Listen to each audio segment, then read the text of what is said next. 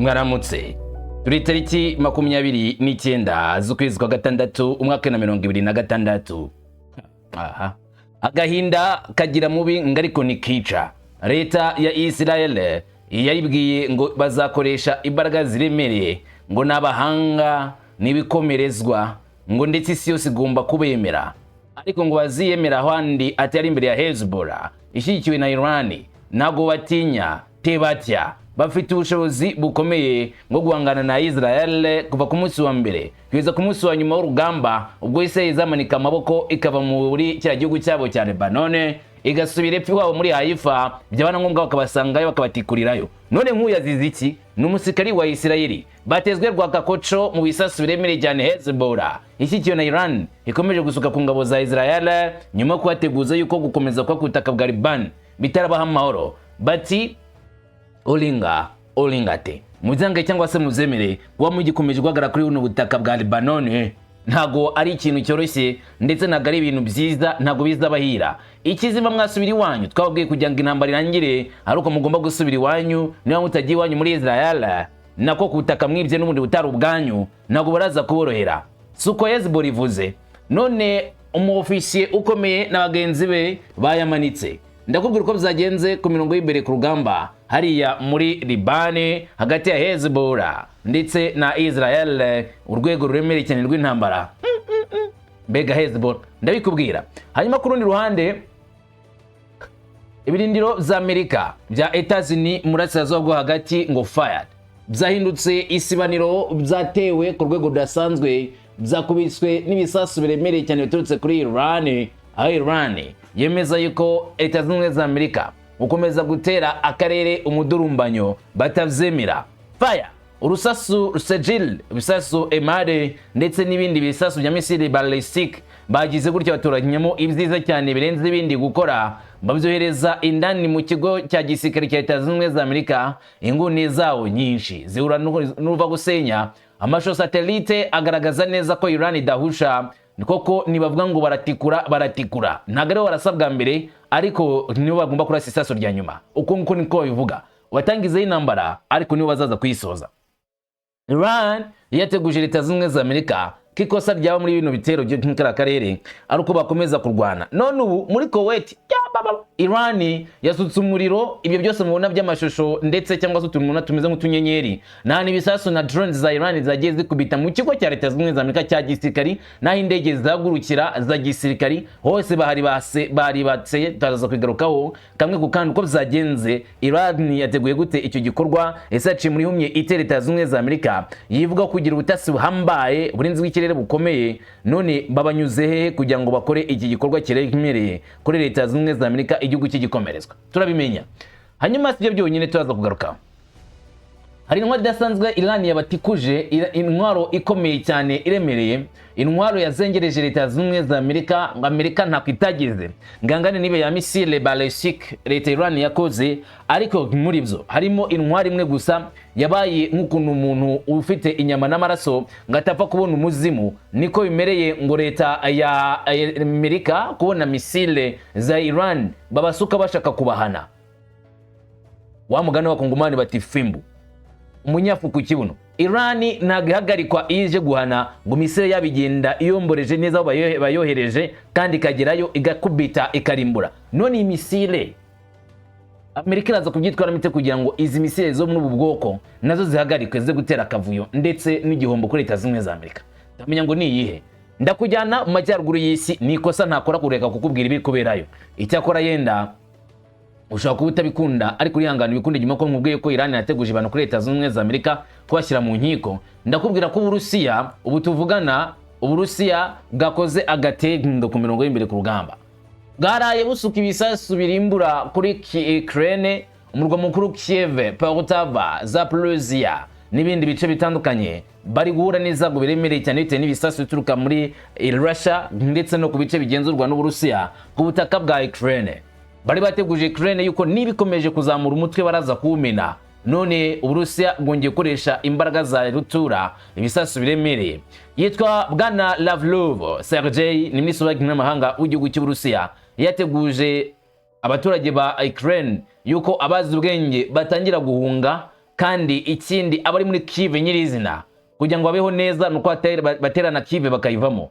None Zelensky asasigara yoboye iki? Burarika mubwire igihugu cyose aho kiva kikagera gidafite umurwa mukuru ntabwo kiba gihari. Wari ubizi? Ushinze impaka ngaho mbwira igihugu zikitagira umurwa mukuru. Presidence akenshi ni ibiri nubwo atari ihame, inteko ishinga amategeko akenshi ni ibiri, ndetse n'ibindi bikorwa remezo byinshi. None igihugu kitagira umurwa mukuru kibagiye kiyoboye iki? Amashyamba, ibibira, ibishanga n'imibande.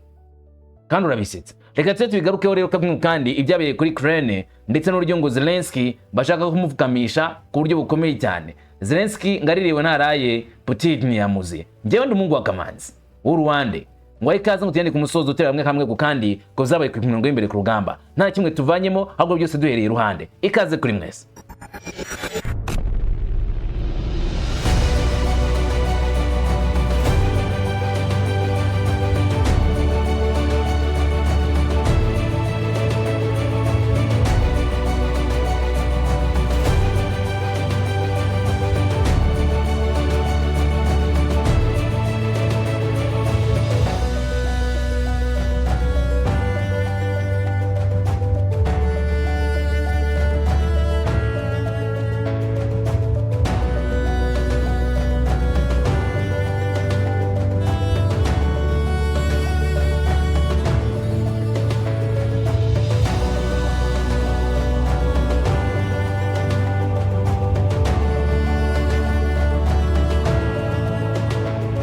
Ibikomeje gutungura abantu benshi muri runo rugamba rwo murasirazuba rwo hagati ni uburyo imirwano avuga ngo tugiye kwirangiza undi munsi kumva ngo twongeye kuyitangiza.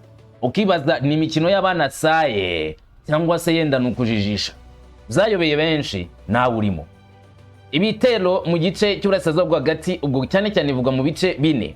Ahambere ni muri Iran kuko niho hatumye abantu benshi baguruka cyane cyane kureba ibibazo, nubwo Iran yasanze hari ibibazo n'undi byo bimaze iminsi biri kubera muri Gaza Strip ubwo numva muri Palestine, aho leta ya Israel yatakingije ibitero bikomeye cyane kuri Hamas. None uyu munsi biteye byarangira. Ibindi bitero ni muri Liban kuri Hezbollah, ariko agace kakane kadakunze kuvugwaho ariko nako kari mu intambara ni kuba Kurde bo muri Syria ndetse na Iraq. Cyane cyane muri Iraq abakurdist cyangwa se abakurdi bashaka kuzatera muri Iran nayo ikabategura indi mutego wa Islamic resistance bari muri Iraq. Fire and fire. Kandi Iran ikoreza nanone drones kuri abantu bakurude ibikoresho bya CIA ngo byo kuzajya kuvanaho IRGC. Udafite ikirenge ntiyambara urukweto, niko wacu umugani mu Kinyarwanda cyangwa ni giuci. Nukuvuga ngo leta Iran yavuze neza ko abana bakurude bameze nk'ikirondwe kiri ku ruhu rw'inka yariwe kera.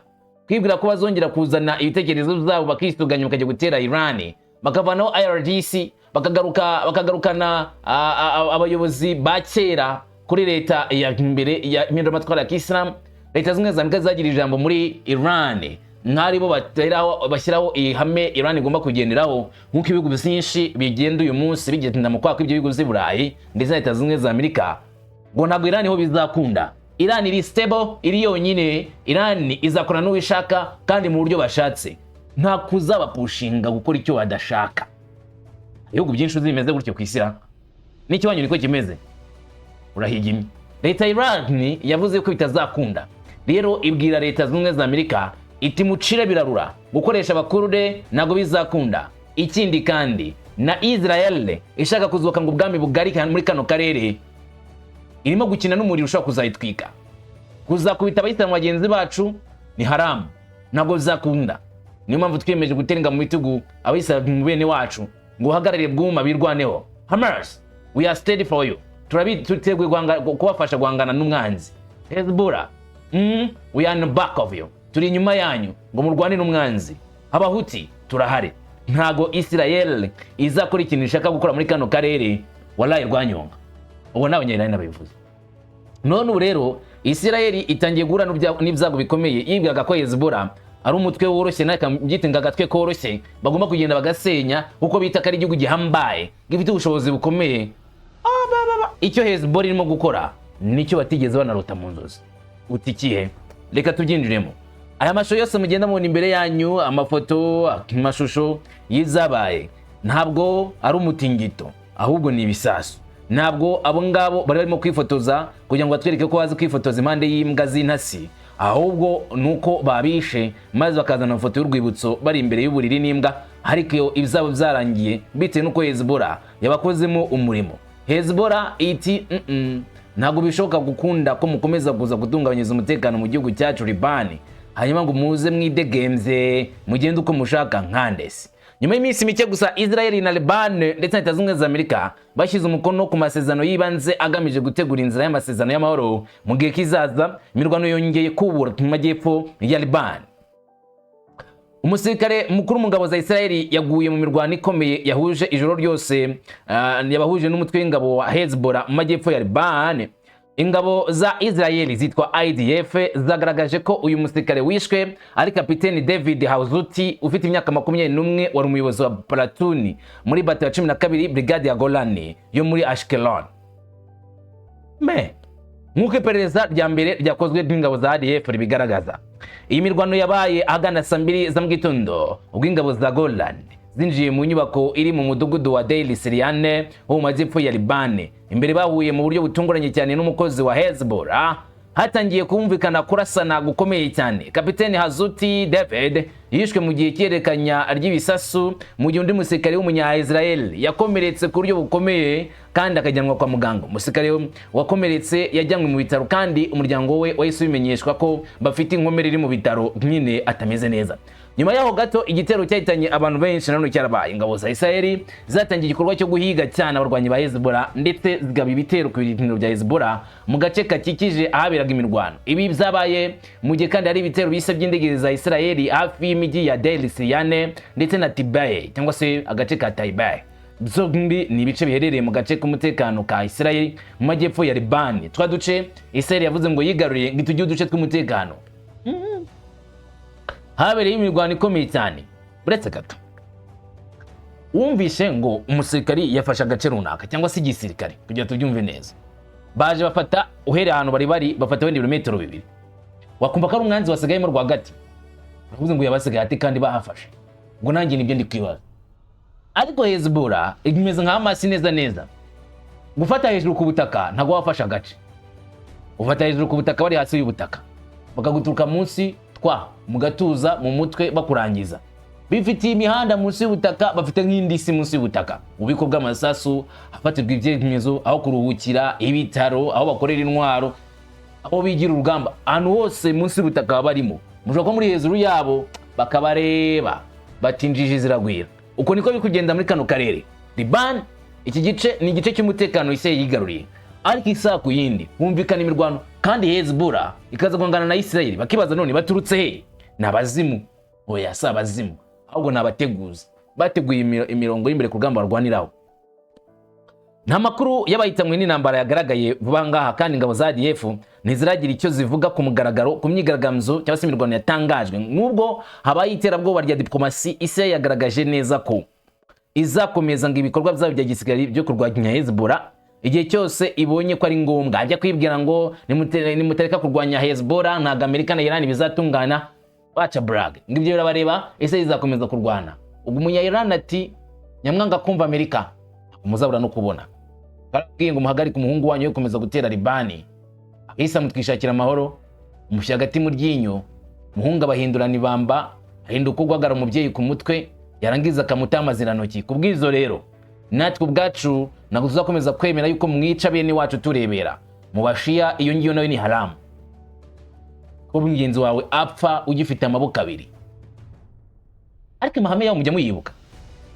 None bitukizeho igisasu, rimwe na rimwe uzabanza utekereze ngo mbese ni ubugome bwawe bateye cyangwa ni igikorwa gitagatifu uko babyizera. Bizera yuko umuryango wa Islam, umuryango mutagatifu, niyo wasigaramo umuntu umwe, uyu muntu umwe yarwanira Allah intambara ntagatifu, akica abakozi ba Shaitan 5,000 nawe akabagenderamo, akakirwa neza mu bwami ngo bwo mu ijuru. Barabyizera.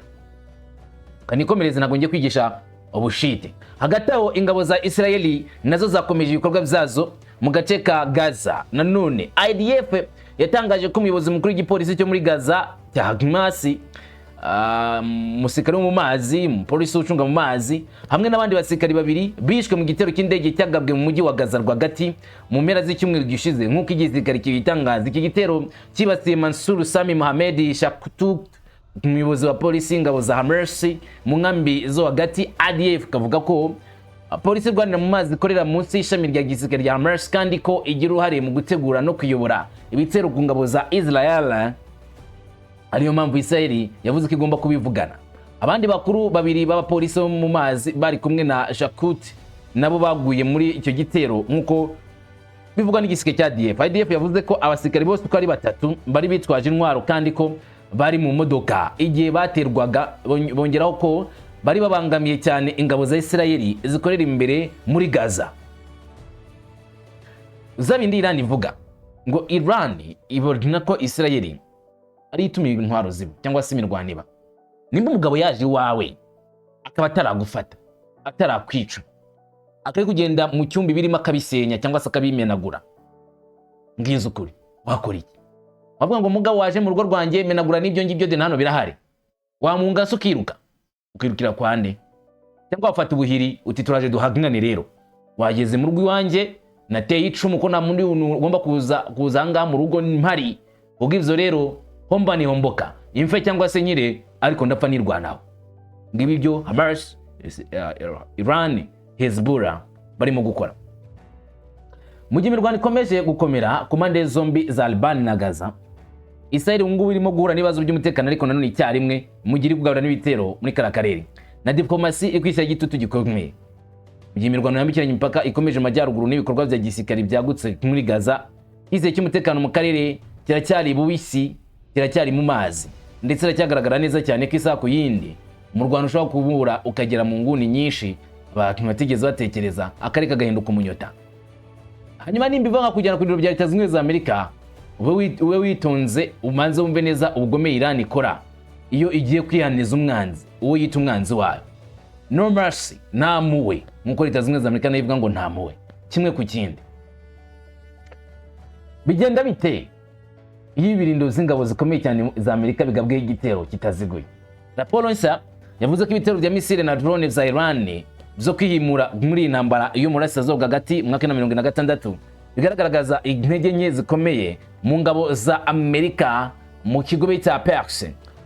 Kuva ku cyicaro gikuru cy'ingabo za Amerika kugeza ku birindiro by'ingenzi cyane by'indege n'ibikoresho bya radare za miliyari z'amadolari. Raporo ya Press TV yavuze Operation True Promise 4 ko yarimbaguye bimwe mu by'ingenzi bya Washington. Nk'uko raporo ibivuga, ibindiro bya gisirikari bya Washington bari bamaze imyaka ibarirwa muri za 40 bubaka mu kigo cya Perse urusobe runini rw'ibirindiro, ibirindiro by'indege, ibikoresho byo mu mazi ndetse n'ahantu ho gushyira ingufu mu bikorwa, kugenzura Irani no kugenzura akarere kose muri rusange. Byose byarahungabanijwe mu buryo bwihuse cyane. Kimwe mu bikorwa by'ingenzi bya gisirikare za Amerika muri Burasirazuba hagati ni Camp Bahrain cyangwa se inkambi ya Bahrain yo muri Koweti. Iherereye mu butayu bw'amajyaruguru y'uburengerazuba bwa Koweti hafi y'umupaka wa Iraq, niho ingabo za Amerika zirwanira ku butaka zikorera muri Koweti. Amashusho ya satellite yagaragaje ibyangiritse byinshi mu nyubako nyinshi zifasha mu biko ndetse no mu nyubako z'abasirikare no mu bikorwa remezo by'ingenzi.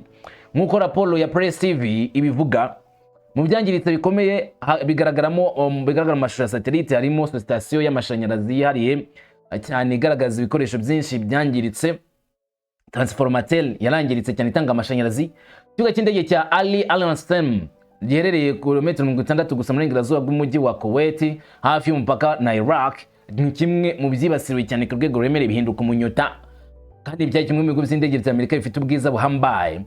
Yakoraga nka kimwe mu gigo gikomeye cy'ubwikorezi igenzura no kongera essence ku ndege za gisirikare muri kara karere biramutse bibaye ngombwa, nka kimwe mu bikorwa bikomeye bya American Central Command CENTCOM mu kigo cya Perse ndetse no mu karere ka Aziya y'Uburengerazuba. Raporo ya Press TV igira iti igisirikare cya Irani cyagabye ibitero kuri Al-Sargim ku ya 28 Gashyantare, hanyuma cyongera kugaba ibitero ku ya 1 Werurwe no mu munsi wakurikiyeho. Amashusho ya satellite yasesenguwe n'ubutasi bw'ibanze yagaragaje ko hangiritse ibintu byinshi cyane, nyubako zishyigikira igisirikari n'ibikorwa by'ingenzi cyane kuri icyo kigo cya gisirikari MEYU.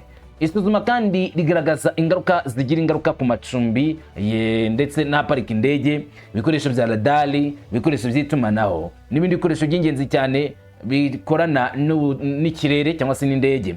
Nk'uko raporo ibivuga, itsinda rya 5 ry'ingabo ziganira mu mazi bya Amerika naryo ryagabye igitero kitaziguye hamwe na misile nyinshi za Irani na drones za kamikazi zagabye ibitero byinshi bitigeze bihagarukana na Leta Zunze za Amerika. Bahagira umunyota, umutwe w'ingabo zindi za Kiyisilamu watangaje ko ikigo cya 5 cy'ingabo cyari cyaratewe neza ni ikigo cy'indege cya ISA giherereye mu majyepfo ya Bahrain, nacyo cyari basiriwe ku rwego ruhambaye, aho Irani yagiye yibasira ku rwego rukomeye.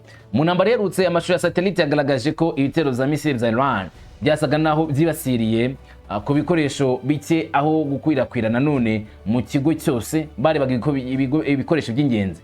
Nk'uko raporo ya Press TV ibivuga, ibimenyetso by'ingaruka zari hafi y'ibikorwa zose by'ingenzi cyane kuri icyo cyerekezo cyangwa se kuri ibyo bigo bya Leta Zunze za Amerika. Ibikoresho byo kubungabunga ikirere, ibikoresho by'inkunga n'ibikoresho bya tekinike byose byararibaswe. Dore ku makuru yatangajwe na IDIMBA ubwaho, hagezweho ibikoresho bya gisirikare bya Leta Iran bagiye kwibasira Amerika ari Rafah, ikibuga cy'indege cyagabweho ibisasu za misile za Iran na drones za kamikazi. Bivuga ko byasenye ikigo cy'intambara cy'indege cya Amerika, ikigo cy'itumanaho cya satellite, radari ziburira hakiri kare, radari zo kugenzura inkongi, n'ikindi gitero cyo kwiyurira cyashenye icyo twakita umutwe mukuru w'iki kigo, gikubita ku mutima w'imikorere wacyo. Amashusho ya satellite agaragaza ibyagiritse by'ibanze ku nyubako cyangwa se ku birindo bya gisirikare bya Leta Zunze za Amerika, kandi kongera kubisona icyo bita repair bishobora kuzafata igihe kinini cyane, bitewe nuko Iran ngo yagigaba ahantu ibitero yabanje yitonda, yabanje yamenya neza uburyo kuharikimbura ari ukuntu ari ibintu byiza cyane cyangwa se ari uburyo bwitondewe. Utu tuntu twose mubona tumeze nk'umuriro ni ahantu ibisasu bya Iran byagiye bikubita ahantu y'ingenzi cyane, nta sasu ryabo ryapfuye ubusa. Niwitegereza neza nawe ukoresha amaso yawe nimba kibona, urabona neza ko hagati y'inkongi imwe cyangwa se y'iturika rimwe n'irindi harimo umwanya, kandi wareba ibigo bya Leta Zunze za Amerika nuni ko yabyubatse. Mwe gasanga ni Central Command ishinzwe ibijyanye n'amakuru ya radar, hano gasanga ni ibirindo bishinzwe nanone gutanga ibimenyetso muruza ku ndege ziri mu kirere, gutyo hose muri ukuntu bagiye babikora.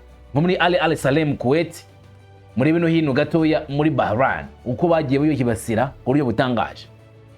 Tuveho tujye kuri irindiro za Amerika bikomeje kwibasirwa nk'ibyo, ariko intwaro za Iran zikaba intwaro z'ingenzi cyane zikomeje gutuma Amerika nyine ihungetwa, igasanga gukomeza guhangana na Iran bisa nko kwambara ipataro inyujije mu mutwe. Gutese ubinyuze mu yinzira wahangana na Iran ifite intwaro, kuyigenzura cyangwa kwifatira mu kirere byagoranye, bidashoboka. Biracyagoye gute? Iran yatangaje ko intambara igabanije imbaraga za gisirikare cyayo, byatumye ahubwo ngo iyi ntambara itaganye imbaraga yabo, byatumye ingabo zikwirakwira za Iran kuruta mbere hose. Ingabo za Iran zivuga ko zohereje indege nshya cyangwa se misile nshya, bakoreza drone nshyashya zivuguruye mu minsi ya nyuma y'iyi ntambara, mu gihe kandi zikomeje gukora intwaro zigezweho, ndavuga ingabo za IRATERUYE, mu gihe cy'imirwano itari yarangira neza. Mohamed Akamil Niya ni umuyobozi mukuru wa gisirikare bitangaje Ali Maidin, avuga ko Mohamed Al-Kamia umuvugizi w'igisirikare cya IRATERUYE abivuga ati drone zatangiye gutera mbere y'intambara zikoreshwa mu minsi ya nyuma, ndetse mu gihe za misile nziza nanone zifite imikorere myiza y'ubuziranenge nazo zakoreshejwe n'ingabo, ndetse nk'umutwe w'ingabo zindi n'abatwara ya Kiyisilamu. Mu gihe kandi twakoreshaga ibikoresho byari bihari, ntitwari twirengagije urwego rwo gukora ibindi bikoresho bishyashya. Ati nibyo Amerika twarasanaga nayo bakavuga ko baduhamije, tukabarasa twarashije ibyo dusanzwe dufite, ariko abasore bacu n'inkumi bari gutegura ibindi bikoresho bishyashya. Uyu muzi w'ingabo za Iran yakomeje avuga ko izo ndege zajya pilote zahishuwe mu minsi ya nyuma y'intambara ziteye imbere cyane kurusha iza kera zakoreshwaga nka Arashi 2, nk'uko raporo ya Al-Madin ibivuga. Umuvugizi w'ingabo za Iran yavuze ko Tehran yarimo kwibanda cyane kuri gahunda ikomeye yo ku mpande ebyiri, ni ukuvuga inganda zo mu gihugu ndetse no kugura ibikoresho bigezweho bivuye mu bihugu by'inshuti za Iran. Yavuze ko intambara na Isirayeli na Leta Zunze za Amerika yasigiye Irani amasomo izakomeza gukurikiza mu myaka yose iri imbere.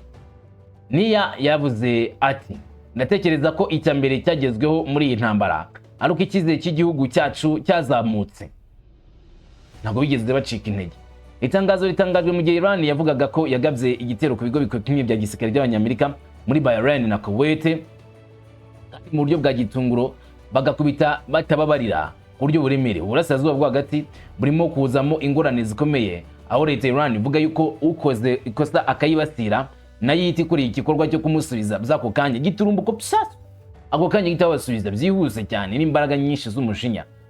Amerika ikabyitegereza ikavuga iti nyamara mwenda turwana n'abasazi, aba bantu batajya bacika intege, murabagwita namwe mukaza kubona mukabona n'ibindi bibaguye mutazi biturutse muzi ko mwabahamije.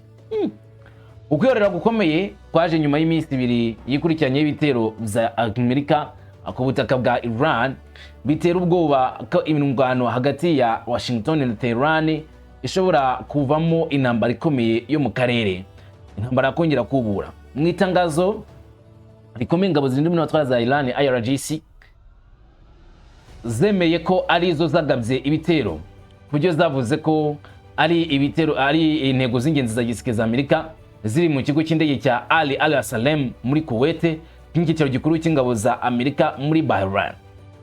IRGC yavuze ko inyubako 8 z'ingenzi za gisirikare za Amerika zangijwe n'ibitero za Irani. Bagaragaza ko ivyo bitero ari kwihimura ku bitero bisa by'indege za Amerika zagabwe ku butaka bwa Irani mu minsi 2 gusa ishize. Ingabo zikomeye za IRGC Irani nazo zatanze umuburo udatezuka zitangaza ko ibikorwa byose bya Amerika bizakorerwa mu gihe kizaza Irani hatitawe ku mpamvu ibiteye cyangwa se ingano bazahura n'icyo bise igisubizo gikomeye kandi kigera ku ntego. Umutumwa butandukanye kandi buteye ubwoba, ingabo zigana mu mazi za IRGC zaburiye ko ibirindo bya gisirikare by'Abanyamerika biri hirya no hino muri Asia zo hagati bizahura n'ibibazo muri iyi minsi, bigaragaza ko Iran ishobora kuba irimo kwitegura ibindi bikorwa bya gisirikare nk'ibi ntambara ikomeje guhagarika imirwano bihagaze. Abayobozi ba Iran bavuze ko ibitero bya Amerika biretse kugabwa ku miji ya Taliki uri ku nkombe z'inyanja ndetse na Bandari El Angel n'ikirwa cya Keshem bitazahindura icyo Iran yise ko ifite imbaraga zo kuyobora abanyura mu muhora Hormuz. Muri make ntabwo kuba Amerika yararashe kuri ibyo bice bizatuma Iran ireka kumeza kugenzura Hormuz. Ingabo zigwanira mu mazi za IRGC zashimangiye kandi ko ibikorwa byazo bya gisirikare bigamije kwibutsa amata anyura muri ako karere ka Hormuz icyo yise inzira isobanutse, aho ari nawe batanga green pass cyangwa se uruhushya rwo gutambuka muri Hormuz. Ubwo rero utabanje kwakira uruhushya ruturuka kuri Iran ubura umupfu wigendera muri ariya mazi ya Hormuz. None nkubeshye ntabwo urasha gutambuka ngo bikunde, Iran irahita guhagarika kandi guhagarika nabi. Yes, ibitero biheruka za Iran byagabwe nyuma y'uko leta zimwe za Amerika nazo zizavuze ko zikwiyaneza Iran bite nuko ngo Iran yarashe ku mato yaginyuze muri Hormuz. Ariko Iran ibyo ngibyo ndiravuga ngo mwebwe mwarasaze, twebwe dufite uburenganzira kugenzura Hormuz, si mwebwe mugene ugomba guca muri Hormuz cyangwa utagomba gucamo. Ibyo ngibyo muvyibagirwe cyane, gukomeza cyane cyangwa se kuza gushaka kunyura muri Hormuz uko mwiboneye, ushaka kuca muri Hormuz uko yiboneye turamurasa byako kanya. Tugaruke kubiri kuvugwa noneho Iran iranavuga ko ishobora kuzahanisha leta zunze ubumwe za Amerika. Iti mu byitondere cyane, fata amakara, fate umuriro, mucane mwote, ariko mushobora kuzahura natwe dufite indi sura ye Iran. Mu gihe umwuka mubi ukomeje kwiyongera hagati ya Tehran na Washington kandi ibiganiro bigakomeza guhagarara nyuma y'imirwano mishya, umuyobozi mukuru wa Iran Ayatollah Hussein Khamenei yasohoye ubutumwa bukomeye bwerekeye perezida wa Amerika Donald Trump na minisitiri w'intebe wa Israel Benjamin Netanyahu ku rukuta rwe rwa X n'abandi bayobozi ba Israel na Amerika bose abavugaho. Mu itangazo rikomeye, Khamenei yavuze ko kwemera no kwirata kwa bamwe mu bayobozi ba Amerika na Israel ari ukwemera amakosa kandi ko bigomba gukoreshwa mu gukurikiranwa kw'ibirego mu mategeko. Yashimangiye ko ababikoze bagomba gufatwa mpiri bagashyirizwa ubutabera kubera izabo bakekwaho. Khamenei yashinje Israel na leta zimwe za Amerika gukora ibikorwa by'ubugome bitandukanye, kuva ku kwica impinja n'abasivili bageze mu zabukuru kugeza ku rupfu rw'abayobozi bakuru ba Iran. ibitekerezo bifatwa nk'ibimenyetso byanditse ku bihombo bya gisirikari berutse gutsindwa nk'ibimenyetso by'imanza z'ejo hazaza. Khamenei yashyize ku mugaragaro amakimbirane ya misile y'umwaka 2025-2026 nk'intambara ya kabiri n'iya gatatu, ayihuza neza n'amagambo Iran yakoresheje mu ntambara yayo yo mu 1980 na Iraq.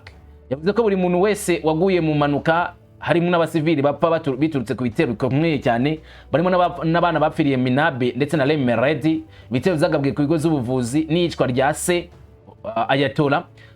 Ubu ni dosiye y'ibyaha byigenga igomba kuburanishwa mu nkiko zo mu gihugu ndetse no mu mahanga.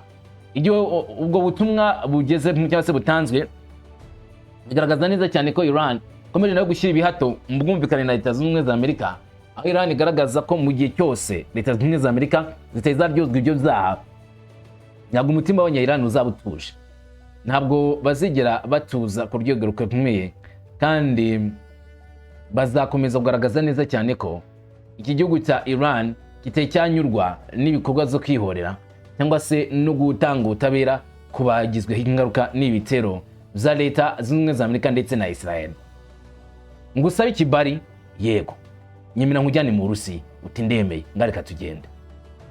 Uburusiya muri cya cyerekezo nabwo bukomeje kugaba ibitero bikomeye cyane. Uburusiya bwagaze ikindi gitero gikomeye mu gihugu cya Ukraine ku banyarukiya, buvuga ko rero bwasenye ikigo cy'ingenzi cy'imyitozo y'abakomando n'ahantu ho kubika indege zitagira pilote zo mu kirere ndetse n'izo guhana mu mazi. Igitero gikomeye cyafashwe kuri video kigashyirwa ahagaragara na Moscow, kibaye imirwano ikomeje kwiyongera ku mpande nyinshi, kandi impande zombi kongera ibitero birwanirwa kure mu ntera ndende bakoresheje drone na misile. Minisiteri y'ingabo y'Uburusiya ivuga ko ingabo zayo zagavye ibitero byinshi ku kigo cy'imyitozo kiri mu maboko y'ubuyobozi bw'ibikorwa vyari vya Ukraine mu majyepfo, nyina bitorezwa uburyo bwo gukora ibitero nk'uko bivugwa na Moscow. Igikorwa kibanze ku bindo z'ingabo n'ububiko bw'indege zitagira abapilote, izo n'amato ya drone wana mu mazi byagizwe runini mu bitero ku bikorwa remezo by'ingabo z'Uburusiya cyane cyane iby'ingufu. Aha rero video yashyizwe agaragara na Minisiteri isa nkaho igaragaza inyubako nyinshi zafashwe n'inkongi y'umuriro, urwokotsi rwinshi rw'umukara mu kirere, ndetse bikagaragara neza cyane yuko nyuma gato y'iyo manuka hari ibintu byinshi byahangirikiye. Bivuga ko igitero kimwe cyateje iturika rikomeye cyane, bigaragaza ko amasasu cyangwa se ibikoresho bya gisirikare bishobora kuba byatwikiwe muri iyo nyubako byagiye biturika. Abategetsi b'Uburusiya bavuze ko indege nyinshi za Gilon zakoreshejwe mu gikorwa, aho system zitagira abapilote bivuga ko zagabaga ibitero zigakubita ku ntego zazo mu buryo bwo kwihuta cyane. Moscow ntabwo yatangaje ingano yuzuye y'ibyangiritse mu gihe Kiev itahise nagira ikivuga kuri iki gitero nyirizina cyabereye mu gihugu cyabo, bakahura Ukraine bagahura n'ivyago. Iki gitero kije mu gihe kandi ingabo z'Uburusiya zikomeje ibikorwa byo kugaba ibitero ku rugamba. Moscow yatangaje ko ingabo zayo zafashe indi miturirwa mu turere twa Zaporizhia ndetse na Dnipropetrovsk, mu gihe ivuga ko ingabo za Ukraine zatakaje abakozi benshi n'ibikoresho mu mirwano bamazemo iminsi bari kurwaniramo. Ariko Uburusiya ukavuga ko gukora akazi kabwo neza, kandi bigaragara neza cyane ko iki gihugu cya Ukraine kiri kubura intama n'izuma mu ntambara. Njewe ni burya utarabona ntabara, tuzagenda tubona byinshi byo kubara n'ibyo kuvuga. Mubaze, niyo witegereje neza ukagenzura neza, uwo ni site kuza mu mpinduka zikomeye. Intambara zimara ibinyecumi by'imyaka, zimara imyaka myinshi. Ese tuvuge ko Ukraine nayo kurwana n'Uburusiya yonyine, ubona Abanyaburayi n'Uburusiya n'Abanyamerika? Muri komenti uhawe ikaze, ngushimire cyane ko tubana buri munsi, uri inshuti nziza. Tewe ndumuhungu wa Kamanzi w'Uruwande, komeza kugira byiza, amahoro.